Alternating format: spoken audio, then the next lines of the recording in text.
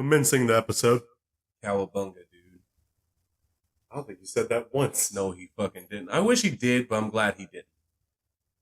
Just wasn't really the right time. Oh, no. He done Cow's last bunga.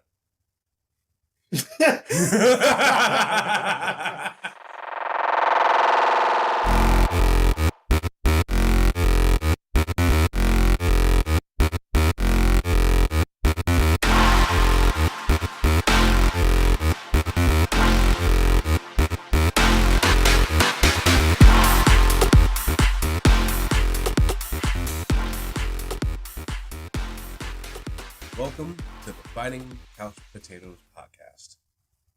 Today, I am joined by Liquid Gold Steve. Big sad. Cow is sad. Bunga sad. And and Kadawfi Crush. I said it before, and I'll say it again. Man, I love being a turtle. Not this turtle. This turtle we're talking about today is known as Last Ronin. It's a comic book storyline from the Ninja Turtles universe. It's an alternate universe, almost like a future Trunks Dragon Ball Z Ninja Turtles. Not like power-wise, but like story-wise. We'll get into it in a minute. So, to start out, we're going to talk about the Ninja Turtles. I'm sure everyone's heard of the Ninja Turtles, but I wanted to start this with who my favorite turtle is, and that would be Donatello. I like the nerd of the group, man. Yeah. That explains a lot. Your ass would like Donatello. I don't even like him. I like Donatello. Like him. I feel like he's a necessary piece of the puzzle. You know? You need a Donatello. You need somebody smart. He's the scientist and the inventor. You know, so and he can kick ass sometimes. He's a good smoke bomb. He's a really good smoke bomb. He's nasty with the staff, man. Fuck all that. I know this is gonna sound like a Liquid Gold Steve thing, but I like my main character, all good and nice and everything. You know who it's gonna be? Leonardo. Old Boy Scout ass. Boy Scout. Captain America. Captain Turtle. I think it's because I don't know a lot about the Ninja Turtles. I did watch the movies and everything, but that was like when I was 8, 9. Watched a little bit of the cartoon and shit when it came on. But I think it's because it was my favorite color. Blue is my favorite color. So I was like, I'm going to go towards the man with the 2 katanas. Makes sense. I mean, it makes perfectly good sense. Because I'm a bit older with the Turtles. I'm an 88 baby. I kind of know the Turtles from a long time ago. From a little feller up to an older feller. Still a little feller. Little feller. Speaking of little fellers, Mikey used to be my favorite turtle back in the day. He was funny. He had pizza and nunchucks. What more could you ask for as a kid, you know? He represented to me what the Turtles were about. Skateboarding, nunchucks, and pizza. All of them love pizza. And whooping ass. Whooping as much and talking shit while they did it. As I get older, and apparently from around that same time frame, Raphael has been my for real favorite turtle. He's always been the man. Pissed off and ready to go do something about it ASAP. He's the one headstrong, and I'm surprised I'm not picking that. Like, he's the headstrong, thick-neck one. He is the thick neck. Raph is the thick neck. He was like, thick front shell. assault. That shit gonna work again. Now, he knew it wasn't going to work, but it did work. It did. You know, Raph's always the one getting caught slipping out by himself because he always storming off from the group. All by himself. With a trench coat or some goofy shit. It's always him doing some goofy shit by himself. It's just like, hey, fuck this. And Leonardo with his Boy Scout ass, man, fuck you, son. Raph always get kidnapped. He wants to be a lone wolf. But like, it's almost like the minute Raph walks away from everybody, they decide an army of foot ninja is suddenly necessary to take down the turtles. Like they normally send like no more than like 30 to take down the turtles. But like, oh, they lose. But like suddenly we have like 1,000 foot ninjas with some robots involved, and we'll come to take down Raphael. That's what it takes to take his ass down. Okay. I mean, has Shredder not put hands on Raphael before? That's a whole different story. That's a whole different story. Shredder put paws on everybody except Master Splinter. Because Master Splinter, that dog. I mean, he awesome. He can beat a Rokusaki. But, who else beat him? Damn right. So, now that we've introduced all the turtles, now put this scenario in your head. Imagine all the turtles, but only one still alive. Now, in your mind, who would it be? Steve wants to say Raph. It was going to be Raphael. To me, it was going to be Raphael. I figured Donatello would probably be the one alive. Like, he's smart. He's clever. You know what I mean? Like, what he doesn't have in skill, he has in brains. Mm-hmm. Figured it'd be him. Who got chosen? Like, it's like this. Number one would be Raphael. Second would be Leonardo. Then it's Donatello. And then who would you least expect to be the one left alive? Michelangelo. Well, that's what the Last Ronin is. Motherfucking Mikey. Michelangelo. I mean, in all honesty, I disagree with you about Raphael. Because Raphael is the type to go off by himself and get beat up by an army of foot ninja. Mm-hmm. And that's what he did. He's just that kind of guy. I'll never forget any of the movies where Raphael storms off and causes trouble for everybody to fuck else. Like, oh, now we gotta go save Raphael's ass again. Because he walked into an army of foot ninja again. He saw the foot ninja and he was like, I'm gonna jump right in the middle like Baki. And worked for a while. It worked for a long time. It worked for longer than it should have. Like I said, today we're talking about the Last Ronin. Michelangelo is the Last Ronin, and all his brothers are dead. And this story is a 5-issue comic by what's the name, Steve? You're gonna disrespect Master Splinter? He's not a turtle. Yeah, but you said his brothers and his master. His family is dead. His family. The 3 other brothers are dead. For family. For family. That's exactly what this comic is for. Is for family. Why did he do it? Why did he do it? Why did he do it? But wait, who you say it was by, Steve? Who wrote this book? Or who did the idea and who did the stuff? Who wrote it? The story's by Kevin Eastman, Peter Laird, and they're supposed to be like how Kadawfi said before, they're like the OGs, and yes, they are the OGs. They're the people that brought in the black and white 30 page issue or something. They created the Ninja Turtles. Yeah, I mean, and a man named Tom Waltz. I'm guessing he was a later on person, but I'm guessing hey, you gotta have 3 people in a story. Sometimes a person goes wildly out there. They gotta rein them in. But what's nice about this comic is like I didn't expect it to be as violent as it was. Like why? Going into you can have a story, and I'm not talking crap about the book. I like it. You can have a story and make it serious, but not have as much blood and gore in it. This is Ninja Turtles we were talking about, and Master Splinter was cutting people's heads in half long ways, like viciously attack. What do you mean attack? 4 of them are already dead. What is the samurai sword supposed to do? Just like bounce off of them?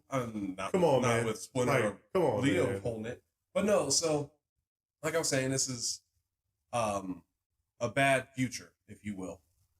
Casey Jones is dead. He died with Leo. It takes place in a shit world where all the peasants live in rock bottom? No, there's three levels: rock bottom, mid level, and the high. And then where Silver Shredder lives, the grandson of Shredder.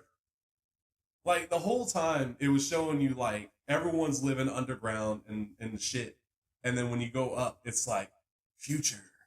Everything's the future. Future. You're not going to talk about how the story started. How like Michelangelo went for a suicide mission and almost won.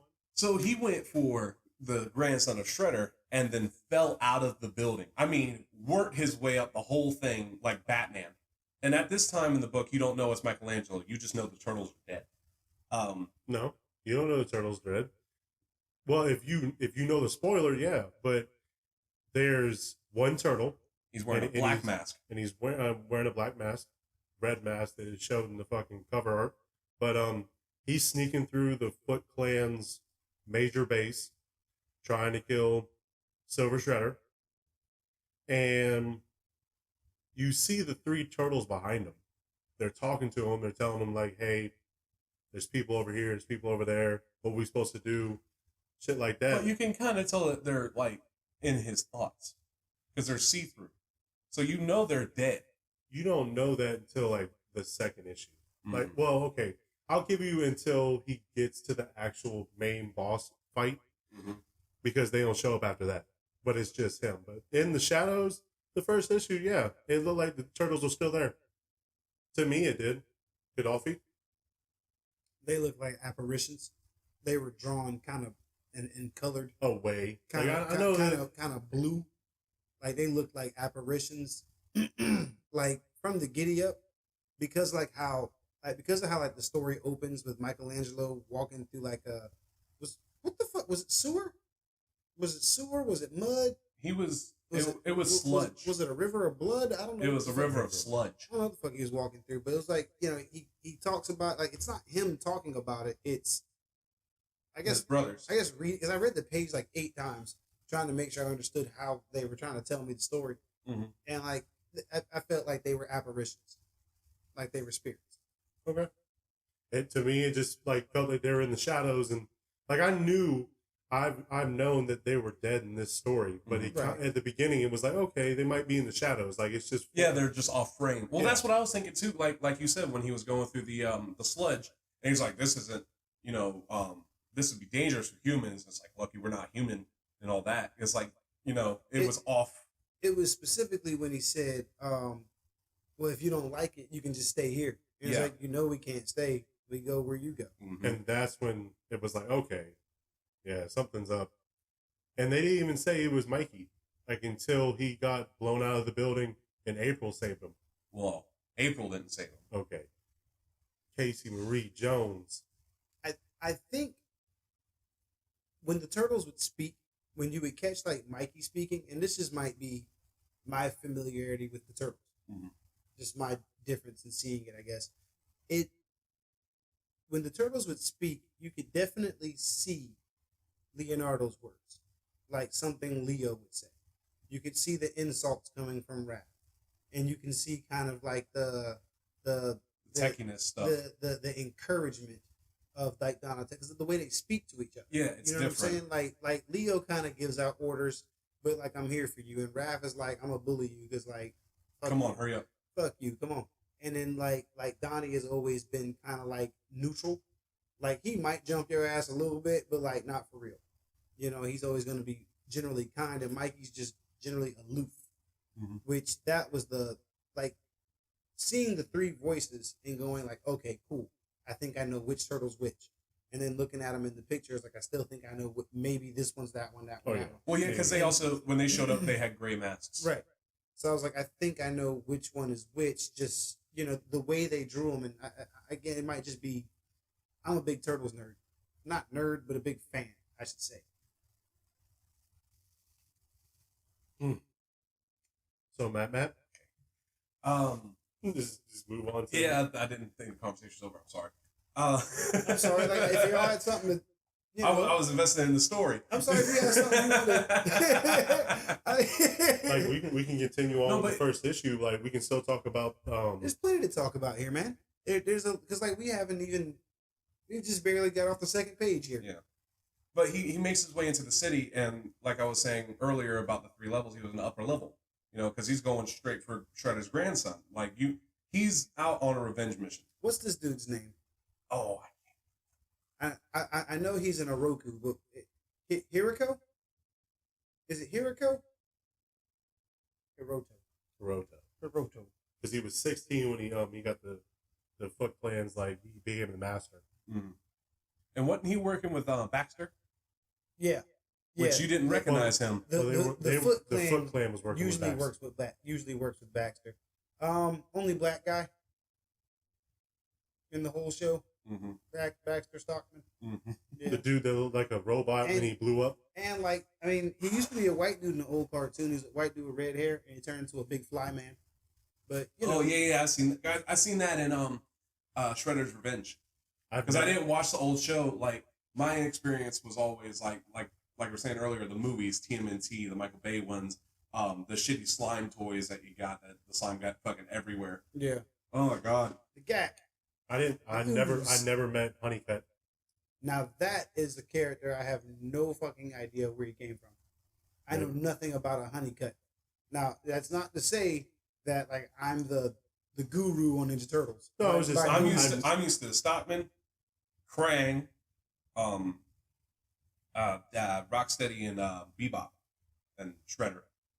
But Shredder's always been my favorite because he always puts hands on the turtles. Like, the Michael Bay movies weren't that good, but when Shredder popped up on that rooftop, like, he put everyone to shame. He about killed everyone one after another. I like Shredder. He ran the ones, and all of them about died. I like Shredder in the Michael Bay movies, but I felt like he was too much of a transformer. Oh, I saw that too. And not so much a Rokusaki. You know, he wasn't, man. All right, we ain't talking about the Michael Bay. It would have been nicer if a dude in a suit of armor would have beat the shit out those gigantic turtles that Michael Bay had. Yeah, I think it just would have looked cleaner versus just a big fucking Shredder Hulk out guy. I think covered in knives. You know, I think it just would have been it could have been a much cleaner, cooler fight sequence. Yeah. But yeah, we get that shot of Mikey climbing the tower and, you know, almost making it to the top, and he just has soldier after soldier thrown at him. He has the as he gets higher, the soldier, like, it was funny to watch because it was a boss tower basically where you saw the when Mikey went up this tower. So like Mikey didn't go bulldozing in this bitch. Mikey kind of tried to sneak his way around. He tried to snake Snake Plissken his way around it, as the turtles said. Oh my god! As they said, they called it, not me. He tried to Snake Plissken his way through it, and like he was choking some people out here and there, busting some ass here and there, and just trying overall to stay off of the grid. Mm-hmm. And every time he got like to another level of difficulty, yeah, that shit was a boss tower. His brothers would chime in and be like, "So what the fuck you gonna do this time, bro? Shit look crazy. We can't get your back this time." Are those humans in those, or nope? This time it is. Oh, that was crazy. Yeah, I thought he like killed someone for real, but it's like, no, it's just a cyborg. I thought it was funny that like they were cyborg. Like I don't know when the Foot, if ever in the comics or anything like that, ever turned their ninjas into cyborgs. Probably because it was like that in the old cartoons. Because you know you can't just be blood and guts and motherfuckers on Saturday mornings. Yeah, but you can't. You can if you're in this comic. But like in the comics, I don't know if they ever were.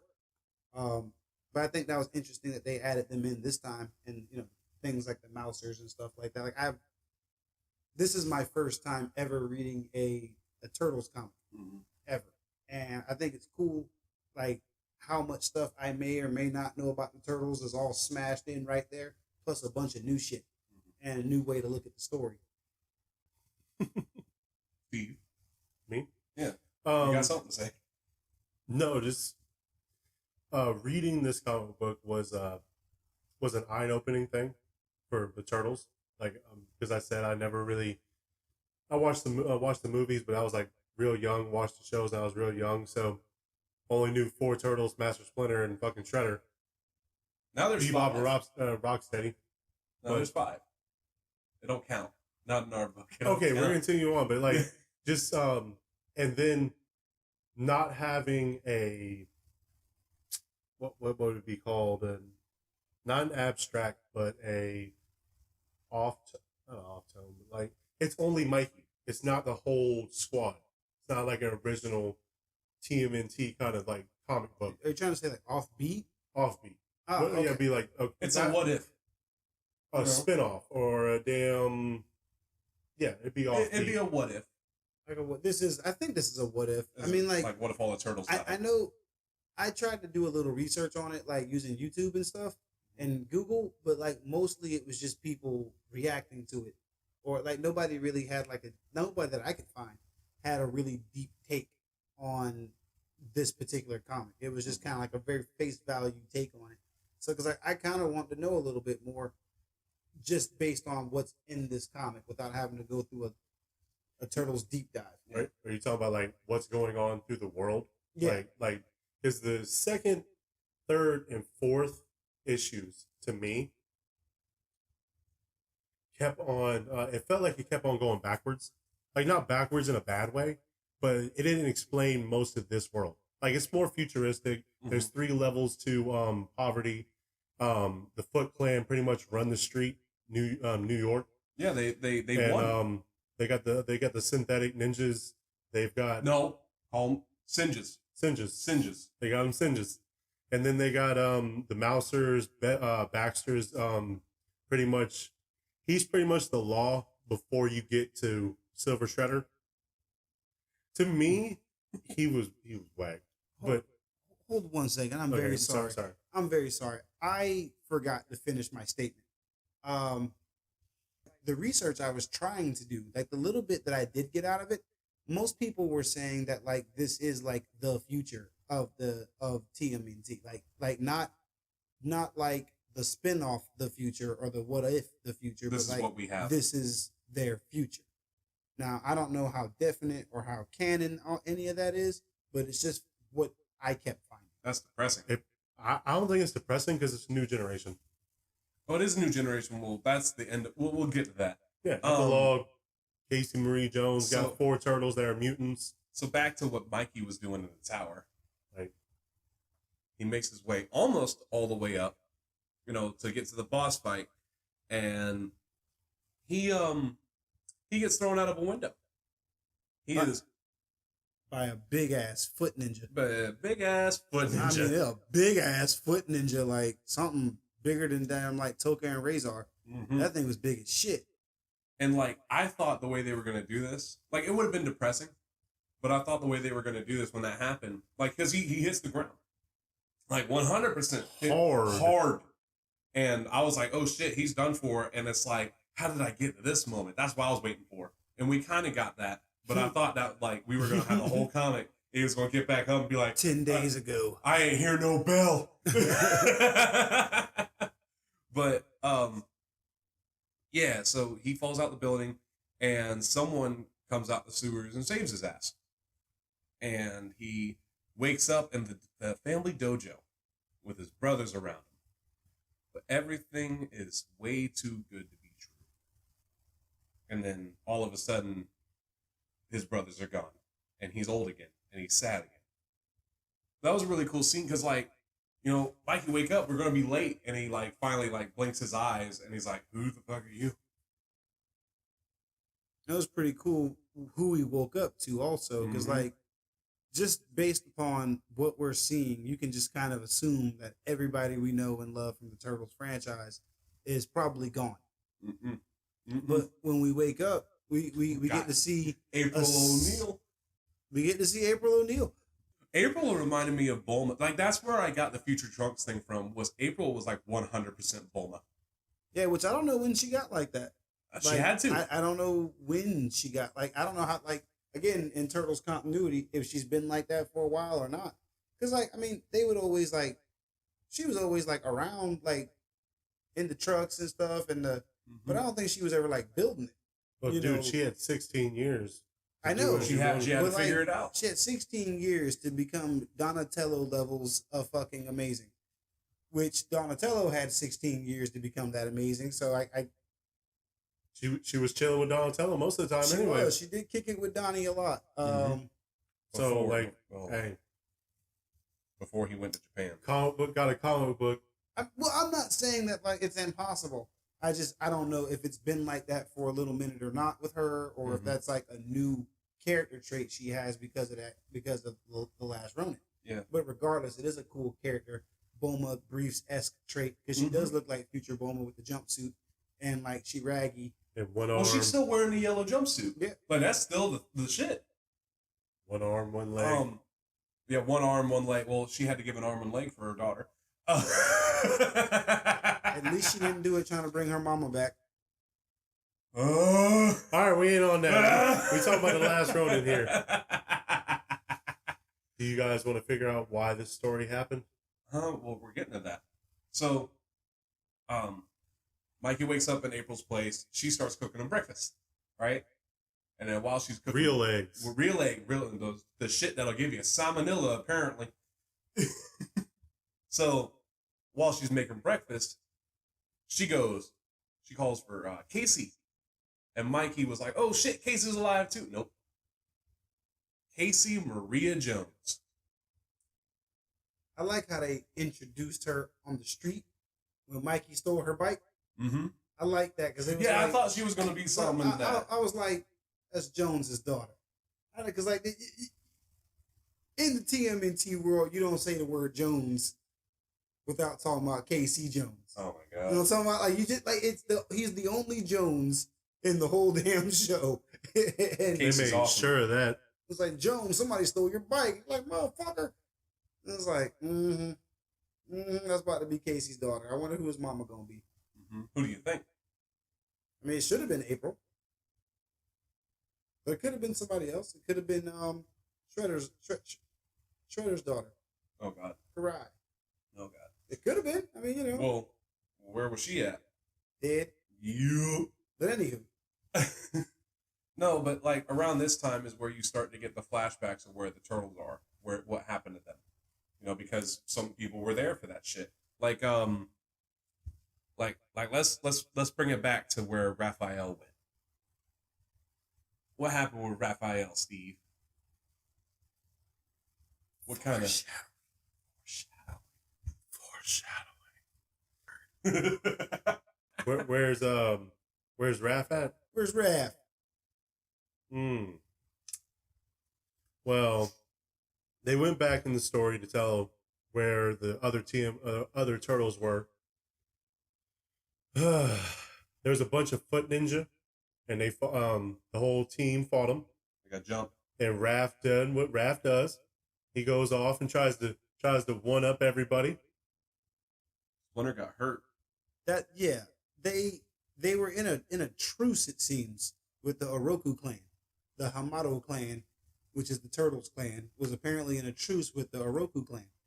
And when they stuck their heads out, apparently they got jumped by an army of ninja. They were like, hey, if this shit works on Raph, we could probably get them all like this. We should always bring armies of ninja to beat their asses. Mm-hmm. And, wait a minute. So Casey and April have good news to share with the Turtles, and so they're inviting everybody over, the Turtles and Splinter, to come through and share the good news. And Raph kicks the door open, covered in fucking blood, and they throw Splinter. He just all the food and decorations that they put together on the table. Oh my god! That motherfucker, he walked in it was like I had this famous story about a friend before he got married. His wife gave him a slice of his favorite pie in the whole world, and he was upset when he came home. Grabbed the pie and threw it directly in the trash can. That is what Raphael did. He walked in there with "fuck your shit" and just. We need to clear some space. Fuck any and everything you care about right now. Splinter is bleeding. Mm-hmm. And we're going to put him on top of your dinner table. So you're going to have bloody rat all over your bloody rat. All over your candles and table. Shit on the table. Not with Raph. Raph didn't even say shit. He just kicked the door down and ran like they weren't even in the house. Fuck this shit. No, but They put Splinter down, and April's like, I don't know if I'm going to be able to save him or not. So Raphael does what Raphael does. And he went out for some revenge. Yeah, he did. He got it, too. Yeah, he did. But at what cost? Yeah, he did. Yeah, he did. He did a good job. I don't give a fuck if the other... So Raph ran out to go handle the Foot Clan and deal with Karai, Shredder's daughter. He was like, all right, fuck you, bitch. This has gone on long enough. You killed my father, and I'm about to fuck you and all your friends up. And he did. He did. He did. He fucking did. He did exactly what he said he was going to do. And he killed Karai. He died, too. And I mean, That's some real shit. maybe if the other three would have went with him while April and Casey were dealing with and shit, maybe Casey should have went with fucking Raph like he said he would, because Casey hyped him up. he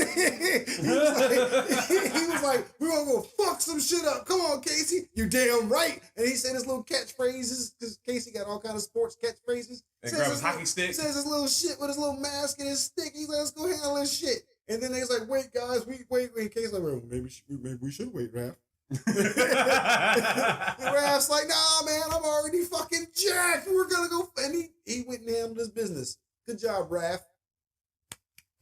I just like my favorite part about seeing Raph go down was how many panels there was of him getting stabbed repeatedly and him still killing everybody around him. Like, it came to the point where I was sitting there going back over panels like, is that his blood or is that theirs? And the answer was usually theirs. Both. It was both. It took a little minute for Raph to start getting done up too, like, because he got in there and it's like, I was like, he ain't getting touched. And then there was like a spear here or there. And an arrow. Bust out the fucking bow and arrow. They're done for. And he didn't give a shit. Nope. He didn't give a shit. He turned on his warrior mode. He did his roar. And fucking, oh man, Raph was a monster. That was his last scene. Berserker rage. I think because of that, I think Raphael can beat Kakashi. Can beat Kakashi. I think Raphael can beat Kakashi. Oh my god! Like 1 second. What 1 second, Turtle fans? Like Hokage Kakashi, or like Team 7 Kakashi. Team 7 Kakashi. Okay. You know, because when Kakashi got stabbed by 1,000 swords, he was out of commission for weeks and didn't hit nobody, didn't fight nobody. It was just, and he did it in pretend land too. It wasn't in the real world. So, Raph getting stabbed by a billion, quadrillion fucking spears and arrows and shit like that. Tis but a flesh wound. And still handling, completing his mission fully. That was kind of sad the way he went out, though. I'm just saying. You're just saying? Like, it was a cool shot to see, like, you know, because he finally gets to Shredder's daughter, and he what did he do? He stabbed her through the back. Like, he stabbed her in the chest. Well, he got her like both ways. He got her. She got him through the chest, and he got her in the heart through the back. Oh, okay. Like, they stabbed each other at the same damn time. But, like, the way he did it, I think he used his right hand and came from behind her left or something. I don't know what he did. He did some crazy looking shit. But he got her good. He got her damn good. Mm-hmm. But Splinter ain't dead. Splinter didn't die. He didn't die. Which is like, what was it all for then, you know? Like, I mean, he handled Shredder's daughter, but like... In all honesty, they should have struck after Karai was murdered. Like, the Turtles and friends should have went on ahead and strike. But they waited to see what the next plan, they were being good guys. Mm-hmm. And being good guys got them fucked up this time. But isn't the saying the calm before the storm? Wouldn't that be the reason, Wrath was the, breaking point? It was breaking the first seal, is what they did. They because the Turtles would always win against the Foot Clan. This is the story of how the Foot Clan won and how they took over. Because this shit happens with Raph, and then you see later on in the story, because I'm just going to go ahead and go through them. You see later on in the story that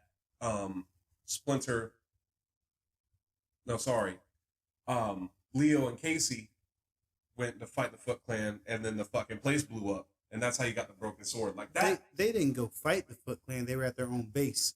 Like, it starts to show that apparently the Turtles have a secret fucking base with an ass of people involved in it. And they're still after Baxter Stockman. Stockman was waiting for the Turtles to leave to attack the base. Is what he was waiting. He was gonna wipe everybody the fuck out. That was his game plan.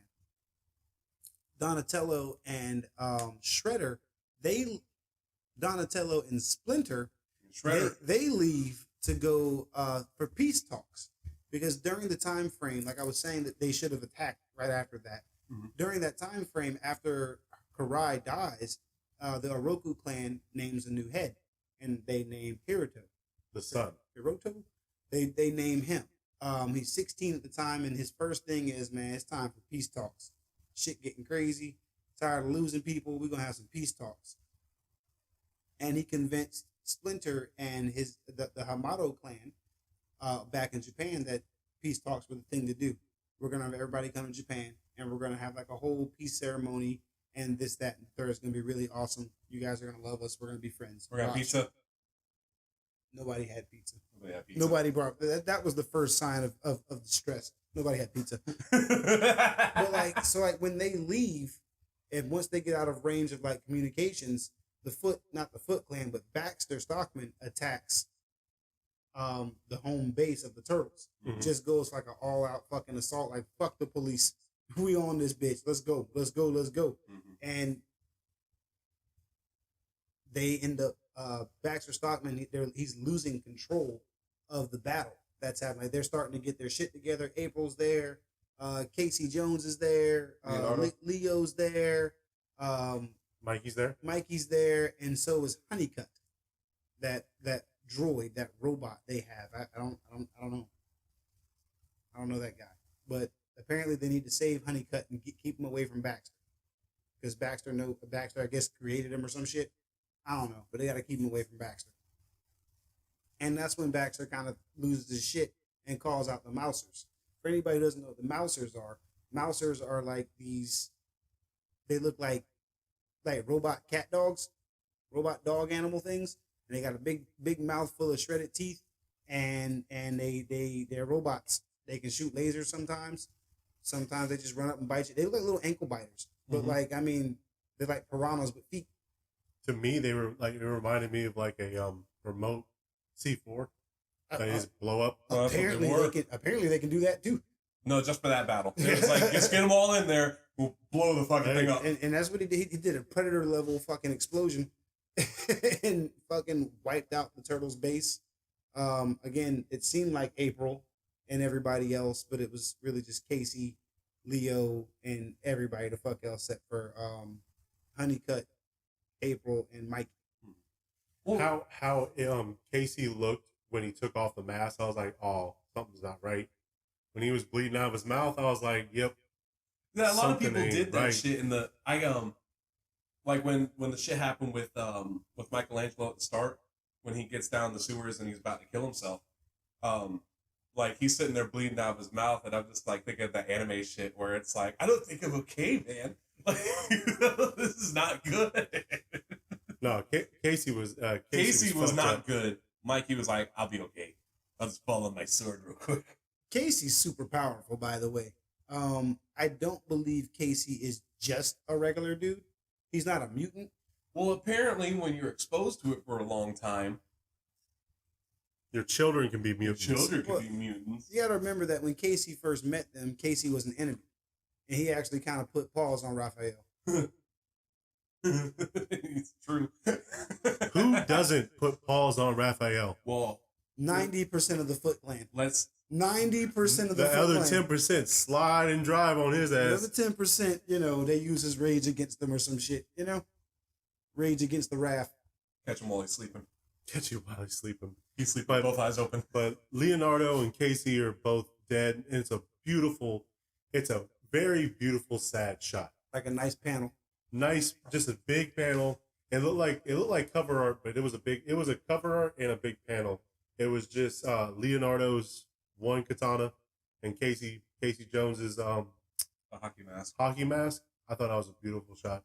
It kind of reminded me of sad. It reminded me of Death of Superman, where they show the cape flying on the rebar. Like that's exactly what that shot was supposed to be. And I like the whole.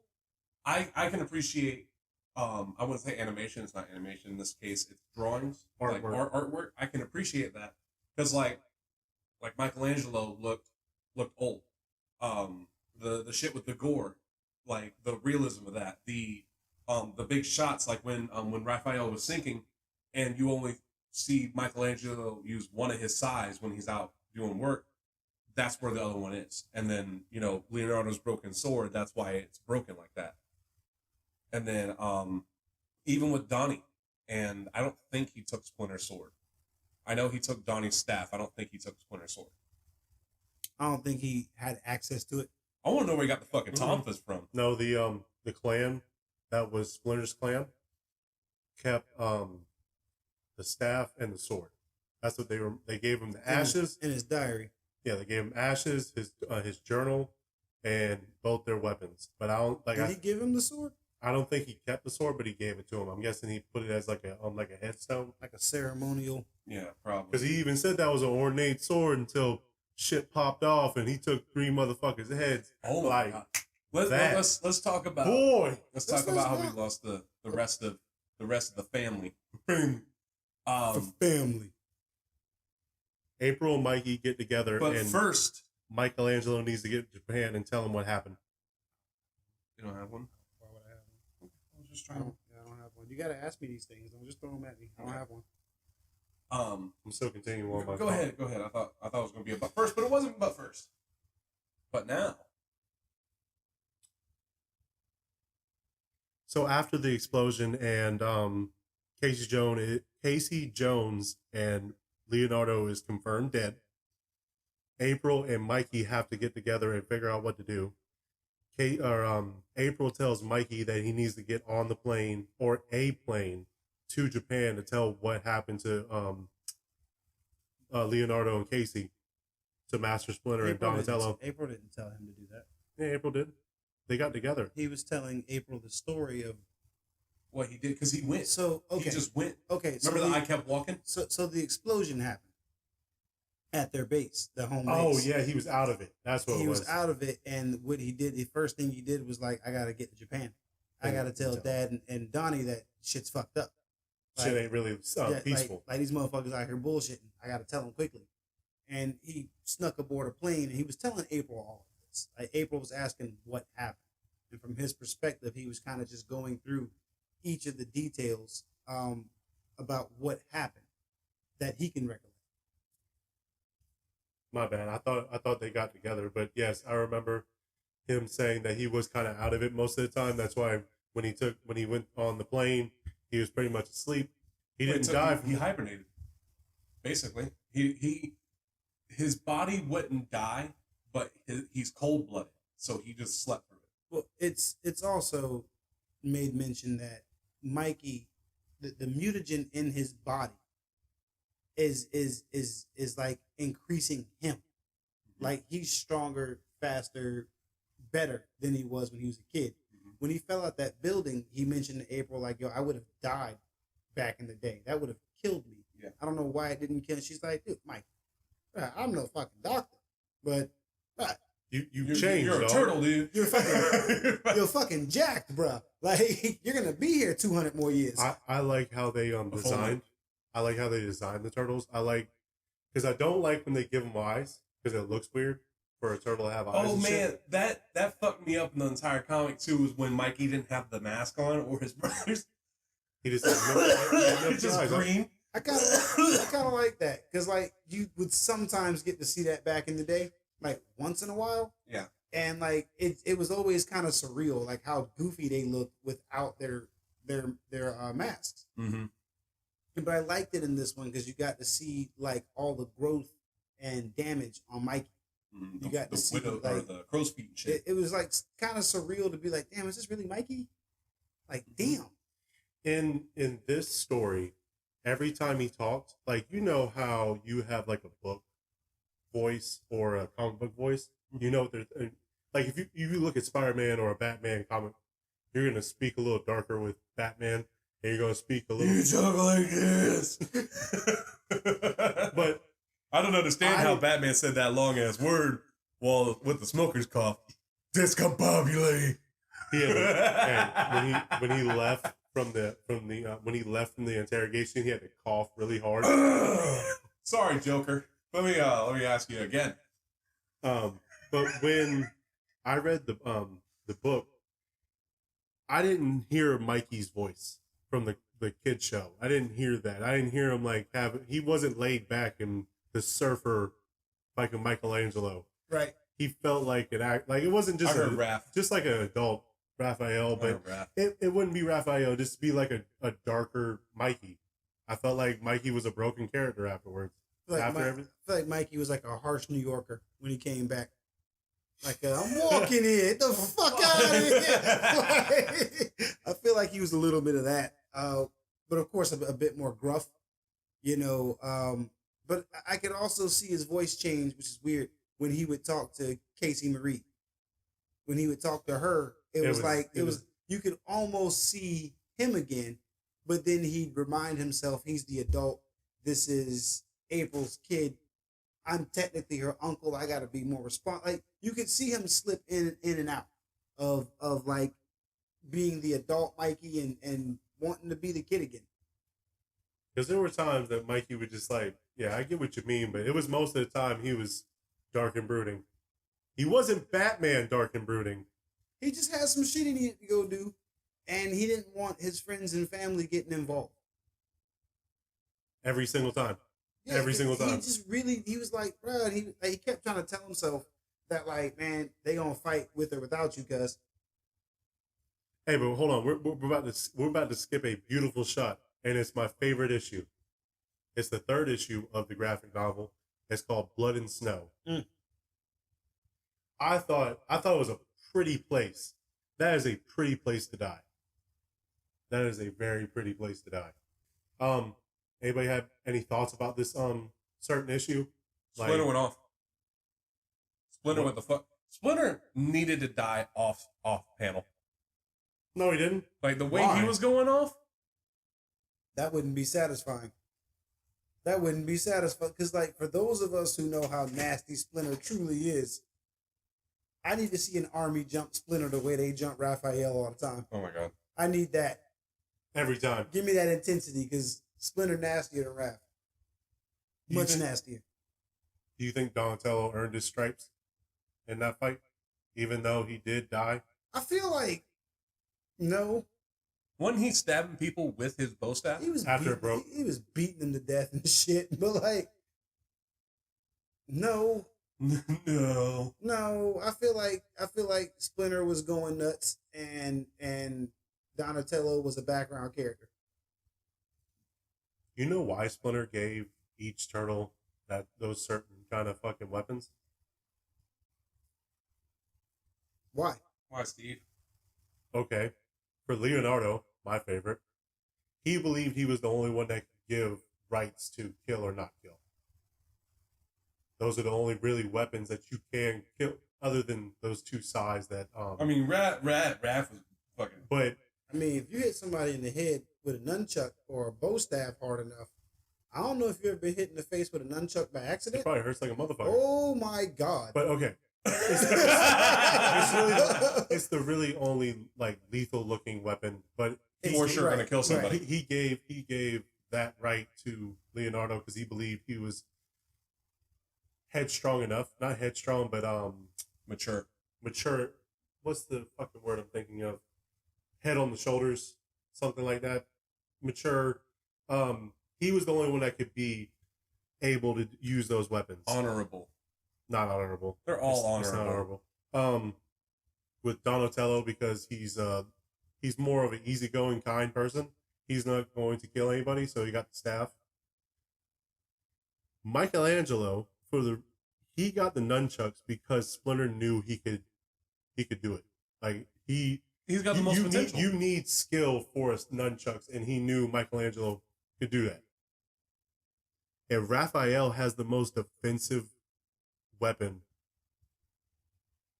in the arsenal. Raphael's is a very counter-heavy weapon. Yeah. Everybody knows what Sai are for. They're to break katanas. Mm-hmm. You know, because the way he's using them. Because Raph has so much anger and so much like willingness to whoop ass, whereas Leonardo will sit and think about it. They're almost two sides of the same offense and defense put together. That's why those two butt heads the way they do, and they also have weapons that counter each other. I didn't know about the Sai, honestly. But I know the Sai is the most offensive weapon they in that lineup. Because like Sai's kind of derived from like pitchforks. when like the samurai used to attack the farmers, Mhm. they would take up arms with the shit they had. This is also kind of sort of how we get ninjas historically. Yeah. They would use their pitchforks and grab a samurai sword and snap that bitch in half, and then be like, now what you gonna do, bitch? And then Pull my other sword out. and then well, you stab the shit out of them. Think about how war is. You know, just because you're fighting one guy doesn't mean there's not two guys that just killed another guy that are coming for your ass too. Because you're still standing. All right. So now getting to the blood and stuff. 3 heads lopped off as soon as fucking shit went off the rails. Splinter was ready. There was no like ifs, ands, or buts. Splinter was like, I know what's gonna happen. Fuck this shit. But if you really want to have a truce, I will take a truce. But if you don't want to have a truce, I'm about to take that ass. Yeah, Splinter went stupid. Like, who knew that? I think Splinter can beat Yoda. Oh, I don't know about that. That would be a fight I want to see. That would be a fight. Honestly, Yoda's got I force. want to see I that. don't know. But Shredder don't need no damn force. Excuse me. Damn it. Splinter don't need no damn force. But so Silver Shredder, what's his name? Hiroto. Hiroto pulls up, and he's acting like a little bitch. Like he really I did not like him as a main villain. Like I can respect Shredder, like actual Shredder, but his grandson was a little bitch. he reminded me of dude from the Wolverine anime. The dude who always had a gun on the woman just because I'll shoot her if you come near me. I'm glad you said that. Because this entire book series reminded me of the Wolverine anime. And I'm not sure if that's a good thing or a bad thing. It's probably a bad thing on Wolverine's side. Because, like, just the way the story was told, you know, Wolverine being in the damn, in that raggy ass city, Madripoor. Yeah. Kind of where Mikey was at when he was in New York. It's kind of a very familiar location, you know, an underground railroad, if you will. A resistance. Of resistance, thank you, an underground resistance. You know, kind of there, a dark-haired girl who just won't get the fuck out the way. There was just like a few things that like I was like, this kind of feels a little bit like the Wolverine. And I wondered to myself, if it wasn't the Turtles, would I like it? Because I know I like it because it's the Turtles. I'm damn right I love it because it's the Turtles. But if it wasn't, would I like it? Probably. Well, I didn't like Wolverine. Fair enough. The anime. So, Or my bad, it wasn't the 3rd issue. Blood and Snow was the 4th issue, right before the grand finale. Right before the fucking finale of My this. fault. Fight or Flight was the 3rd issue. That was when the with thing. Leo and friends. Yeah. Why are you yawning? Why are you yawning?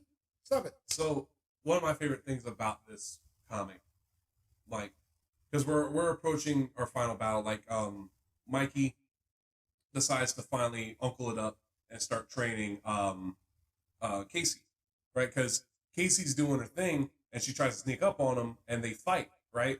And the whole time, like that's the funny thing that I noticed with this fight was Mikey wasn't joking at all the whole time. Like he was like, do better the whole time, and it's like that is out of character for him. He was throwing little slick ha-has at her here and there. Yeah, kind of, but like you could see he felt out of character doing it. Like he didn't feel like him. And then decided to train her, and that's like when he popped back when April showed up, you know, because she did a couple moves and he was like, you could do better than that, and then she's like, fine, how about this? Whoa, okay, you're not as shit, but you're still shit. Yeah. And then agreed to train her, and you're then not like a turd, you're just a maggot. You're a maggot. So April comes in, and he was like, and then he immediately switched back to Mike and went, oh, I'm sorry, I didn't mean to, and all this, and it's like, no, you're family, dude, like the fuck. And that leads to April and Mikey having a cool conversation because, like, Mikey said something, and I was like, why did he say that? like during the but during the sparring session with Casey. He said, be careful, you're gonna knock the bricks out. Those bricks are old. And I was like, she ain't hitting that fucking hard, is she? And this leads to Mikey talking to April later about, so when you gonna tell me that, she's a fucking freak? Yeah, when you how? She's an X-Man and you ain't gonna tell me, cuz? What the fuck? And then the explanation where it's like, oh yeah, because we were around that mutagen so much, we caught the X gene and passed it to her. That's basically what happened. That's what they said. That's kind of cool. It kind of. How many times did they patch the turtles up? How many times did they, possibly share blood on the battlefield? Casey especially. Blood on the fucking rat table, for Thanksgiving. Well, blood on the rat tail. Shut up. This is a really nice setup. How many times have one of them been stitched up? And, how many times have they eaten together? And hey, what you drinking on? Let me get, after a while, Yeah, they're friends. They drink out the same cup once in a while. Let me taste that right quick. And, mutagen's apparently excruciatingly powerful. Yeah. Well, that's, it's kind of sad because you see that part, and then immediately after that, like not immediately, but a little bit after that, is when Mikey decides it's time. I'm going after, Hiroto. How do you say that? Hiroto? One of those two ways. Hiroto from Kyoto. Him. You're missing one battle. You're missing the way they took out Baxter. Oh yeah, I haven't gotten there yet. Well, that's on the way. How he was saying it was, I was leaving. When he was leaving, his final goal. That was the final battle.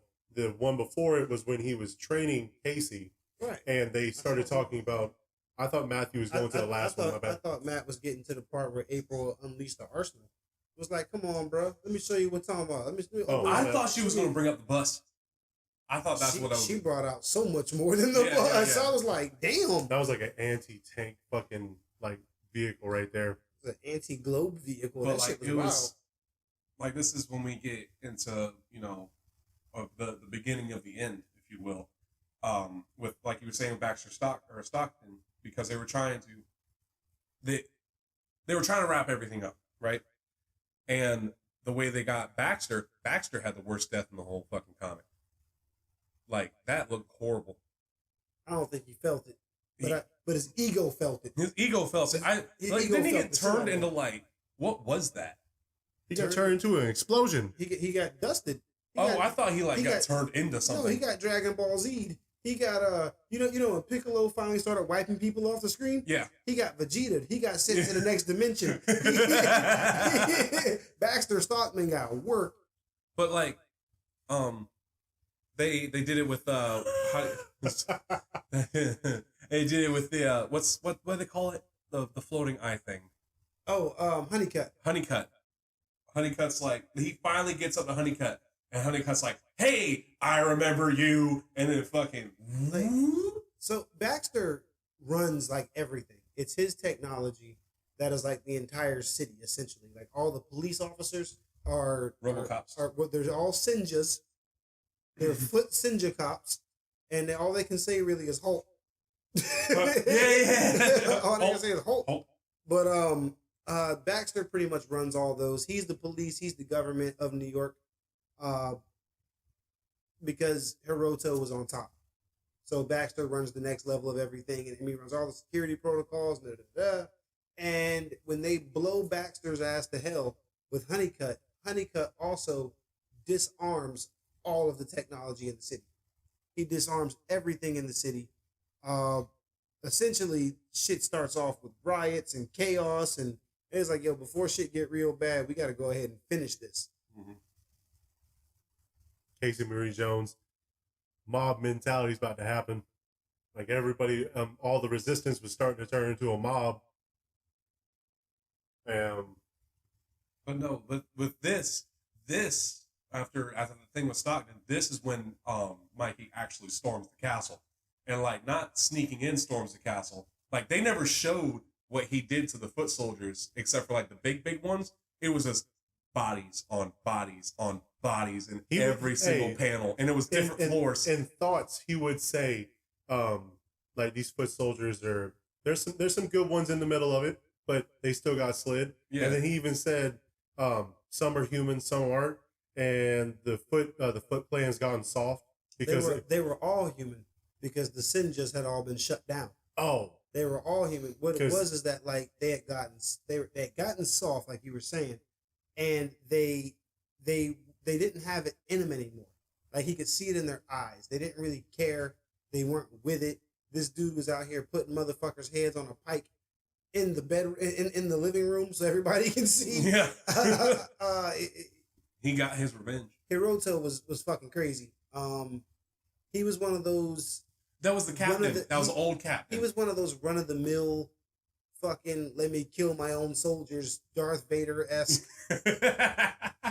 Just like, oh, I'm angry and throw a hissing fit. Wow, choke people, kill.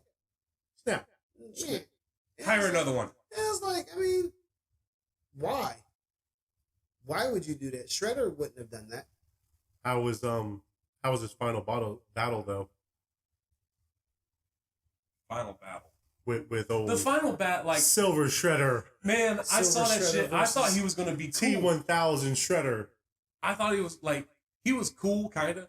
But like when you got in the room and like they finally did everything and he like put the armor on, I'm like, of fucking course you would. I like how he thought he was the main character. Yeah. He had all the quips and all the one-liners, and Mikey was just kind of like, "Eat a dick." I'm gonna kill you. You're dead today. I am killing you. He's like, I don't think Mikey really responded to him very much. Like until he got the upper hand in their fight, it was all in his head what he was thinking. He rolled up like Black Suit Spider-Man. Like he has not said a single joke this whole time. This hospital bill is about to hurt. What hospital bill? It was like, oh shit. Your next of kin's gonna handle it. Too bad they're dead. After you killed them. Damn. Yeah, he killed him. Now, before we even get to that fight, Mikey did something pretty important and something I kind of want to talk about a minute. Okay. He got rid of the turtles out of his head. He put them to rest. He put his brothers to rest. They were taught throughout the entire series. They would throw judgments at Mikey or tell Mikey what to do or and it was getting on his fucking nerves. Like it had always gotten on his fucking nerves. Like I'm not a little boy anymore. Like you bitches ain't even here. I can do this. I can do this. Which I think when he told the spirits to go away, I think what he actually did is he finally took on all of their personalities into one. Because like during his final combat, his final storming of the castle, you actually can see Mikey fighting like the other ones. And it's not just him when he's fighting Hiroto using their weapons. It's him during certain scenes where maybe he's berserkering like fucking like Raph, or maybe he's being sneaky like Donnie would, or maybe he's putting together a plan with explosives like Leonardo would tell them to do. Mm-hmm. You see him putting. He almost had that plan right too. You see him putting himself. Yeah, he did. Almost. Hey, that's the Mikey in him. you see, and that's the Mikey in him. Because like they talk shit in the beginning about Mikey not being able to jump as well as they could, and he was like, "You're right. Let me just stick to what I know."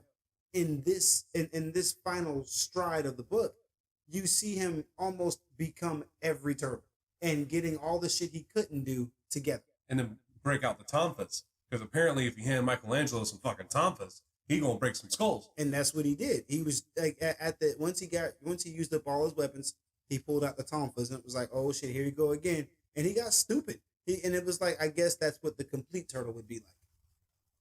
And then that's the final fight with Silver Shredder as Steve T1000. T1000 Shredder.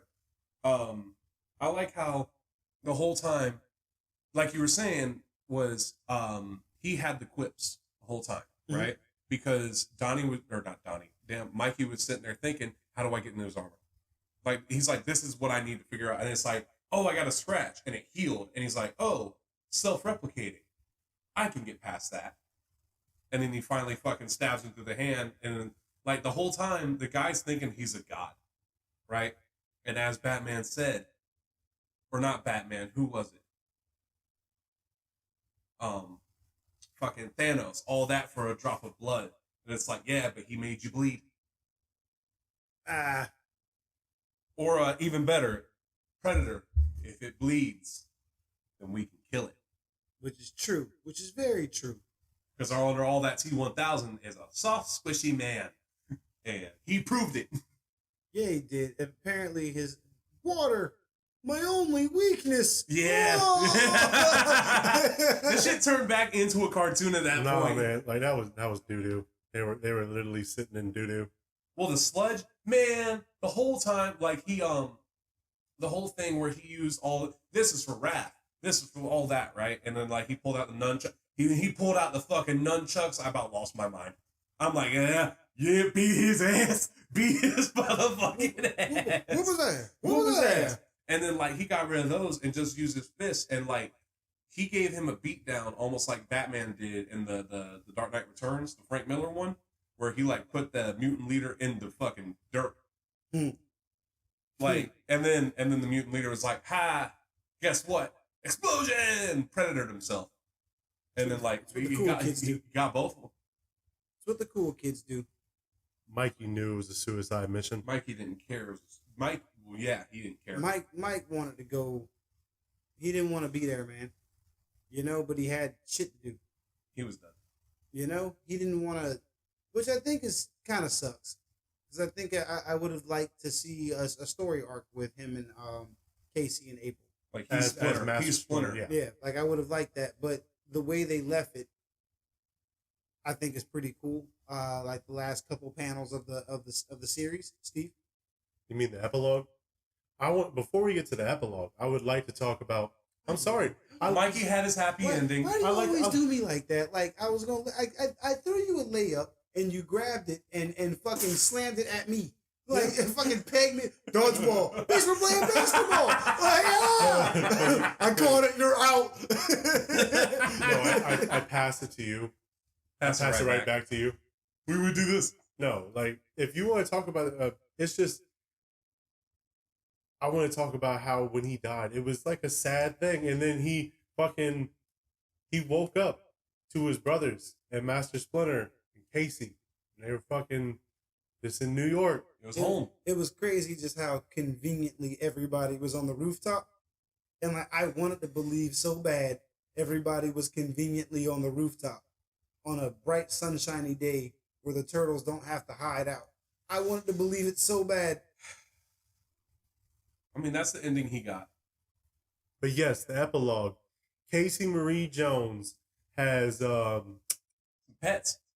No. Before the pets, she has grew. She ain't like fucking Master Splinter or even Michelangelo level, but she's grown from the journal of Master Splinter and Michelangelo.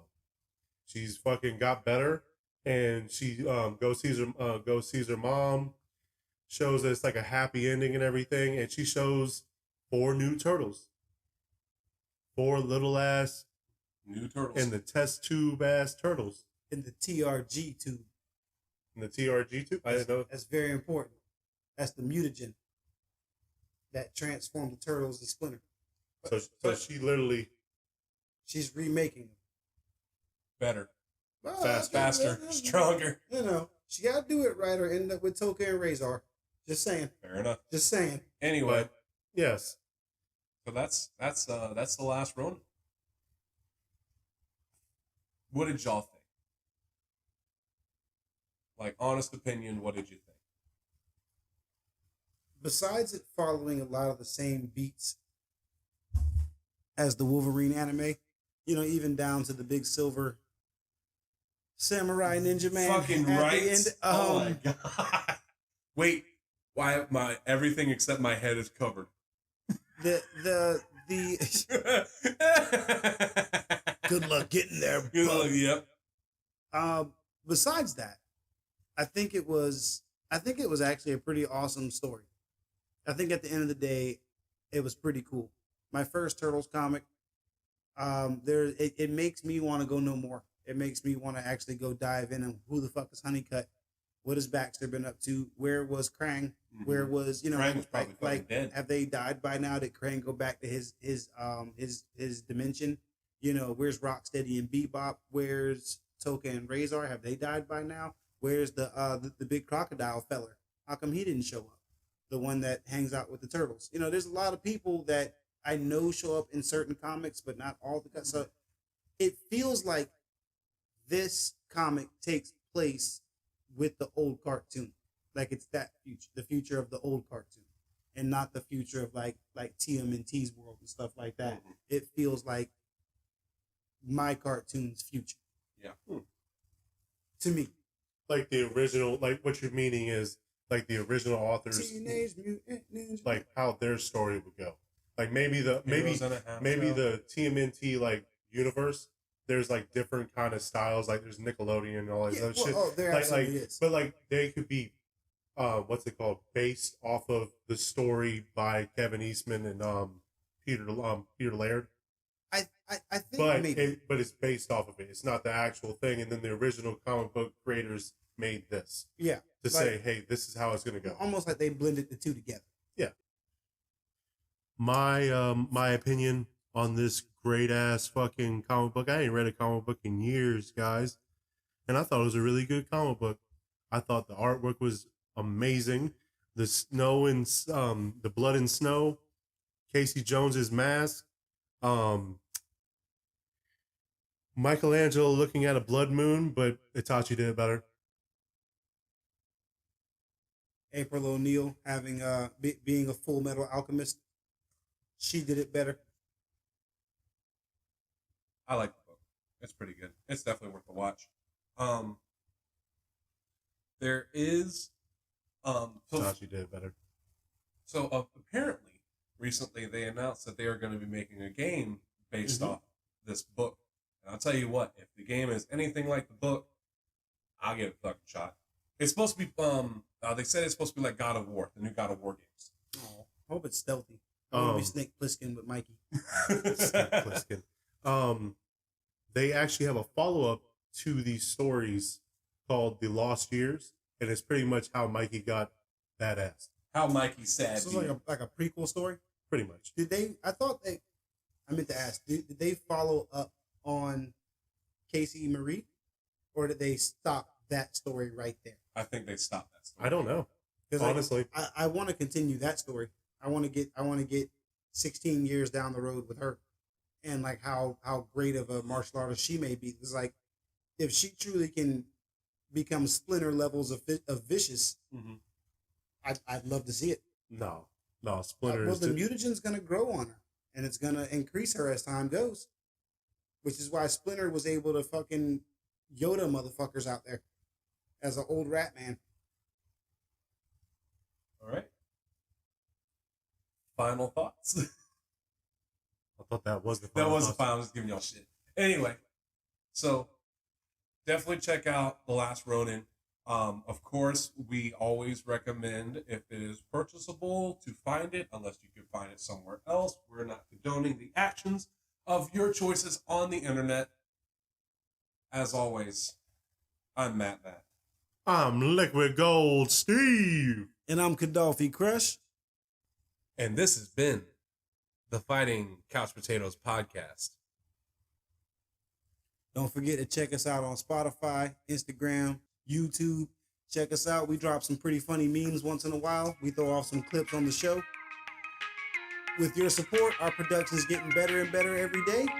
Thank you guys for all your time, your support, and all your likes and shares and favorites and all that cool shit. You stay classy. And thanks for stopping by. Was that bad?